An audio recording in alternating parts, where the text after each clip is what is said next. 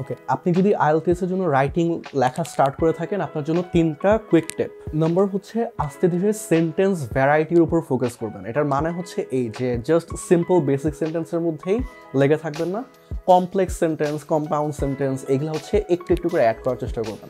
শুরুর দিকে একটু টাফ হবে, বাট আস্তে ধীরে জিনিসগুলো একটু শিখে শিখে অ্যাড করার চেষ্টা করবেন, রিপ্লেস করবেন। সো আগে ধরেন আমি একদম বেসিক সিম্পল প্রেজেন্ট টেন্স লিখতাম, আমি একটু দেখি যে এখানে কোনো কম্পাউন্ড সেন্টেন্স বা কমপ্লেক্স সেন্টেন্স অ্যাড করা যায় কিনা বা ন্যারেশন চেঞ্জ করা যায় কিনা। এরপর রাইটিংয়ে অনেক ক্রুশাল একটা জিনিস হচ্ছে আইডিয়াগুলো একটা আরেকটার সাথে লিঙ্ক করা। সো এটা আপনি কীভাবে করবেন? কানেক্টরস বা লিঙ্কিং ওয়ার্ডস অ্যাড করে, যেমন হচ্ছে আপনার হাউএভার, হেন্সফোর্থ, ইন কন্ট্রাস্ট, কনসিকুয়েন্টলি, এই টাইপের ওয়ার্ডগুলো ইউজ করবেন। এটা অনলাইনে লিস্ট আছে, আপনি ChatGPT-কে দিলে বিভিন্ন কনটেক্সটে বিভিন্ন ইউজ কেস দিতে পারবে। সো এইগুলা আস্তে ধীরে অ্যাড করা শুরু করবে। এবং ফাইনালি আমরা একটা খুব বেসিক জিনিস বুঝাতে গিয়ে অনেক উল্টাপাল্টা সেন্টেন্স অ্যাড করি। এইটার সলিউশনটা কি?